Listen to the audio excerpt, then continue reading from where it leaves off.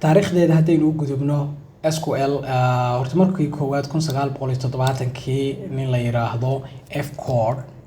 loo soo gaabiyay magaciisa ayaa wuxuu ikhtiraacay fikrad la yiraahdo relational database oo ah database tableskeedu ay leeyihiin xidhiidho ama ay relation leeyihiin relationka marka wax la isticmaalayo primary key iyo foreign key qaabka loo isticmaalayo iyadu waa aqoon kale 1974 ayaa shirkadda IBM waxay hormarisay luqadda la yiraahdo SQL oo ah SQL kan hadda ka waramayno 1986 SQL waxay noqotay mid caalami ah oo uu aqoonsado macadka caalamiga ee ANSI oo loo soo American National Standards Institute-ka markii dambena waxaa jiray version kala duwan oo la soo saaray oo SQL 89 SQL 92 oo dhamaantood version oo SQL ku leeyihiin ilaa hadda sidii ayay tahay luqad caan ah oo caalamkuna laga isticmaalo haddii aynu u gudubno basic syntax-ka SQL-ka horta waxaan ka bilaabaynaa xog raadinta marka la sameynayo pointiga ugu muhiimsan oo mar walba waxa la sameeyo marka waxa la sameeyo wax la yiraahdo select calaamada yaraad arkaysan waxay u taagan tahay all from customer kan marka waxa weeyaan waa customer kan aad arkaysan waxa waa table key marka waxa la leeyahay marka xog raadinta la sameynayo select dhamaan soo daabac waxa weeyaan ama soo select garee adigoo ka soo select gareynaya table ka la yiraahdo customer sidoo kale marka la sameynayo iyadoo shuruud ama condition la socoto oo aad leedahay halka row uu soo baalka kare select kare waxaad oranaysaa select name and age from the customer ka iga soo select gare name ka iyo age ka where marka age ku uu ka weyn yahay 30 wixii 30 ka weyn soo select gare insert marka sameynaysid xogta marka gelinayso waxa leedahay insert into the customer waxaad gelaysaa customer ka xogta columns-ka la yiraahdo name iyo age marka maxaa gelinaysaa value gelinaysid waa Cabdullaahi iyo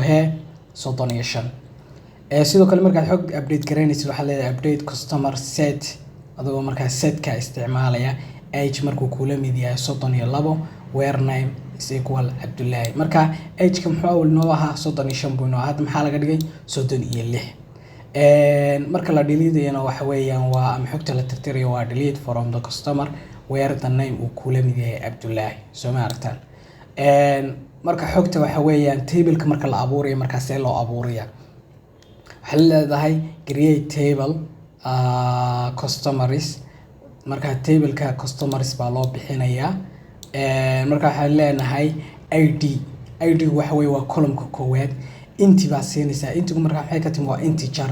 primary key gana waxa weeyaan waa wixii marka dhow ka hadlaynay oo ah marka data tablesku waxa weeyaan relation leeyahay ID-ga marka waa primary key loo sameeyaa table kalena foreign baa loo sameeyaa ID-gan ayaa lagu xirayaa name name ka marka waxa ka dhigaysa varchar ku marka waxa weeyaan wixii text oo dhan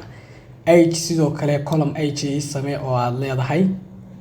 aad siinaysid data type ku yahay inti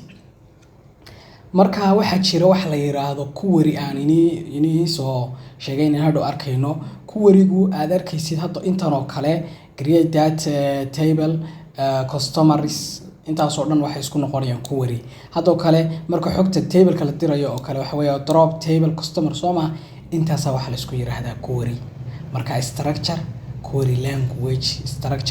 language sababta loo yiri taas weeyaan marka hadda muuqaalkeenan uu dheeraanaya si aan u dheeraan marka intaas aan ku soo gabagabeynayna xogta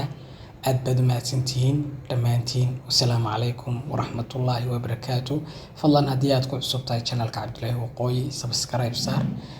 haddii kale asxaabtaada la wadaag si ay uga faa'iideystaan concept guudna ay uga qaataan maadadan la yiraahdo SQL-ka oo runtii aad iyo aad muhiim u ah qof walbo fieldiga computer science-ka ku jira wassalaamu calaykum waraxmatullaahi wabarakaatuh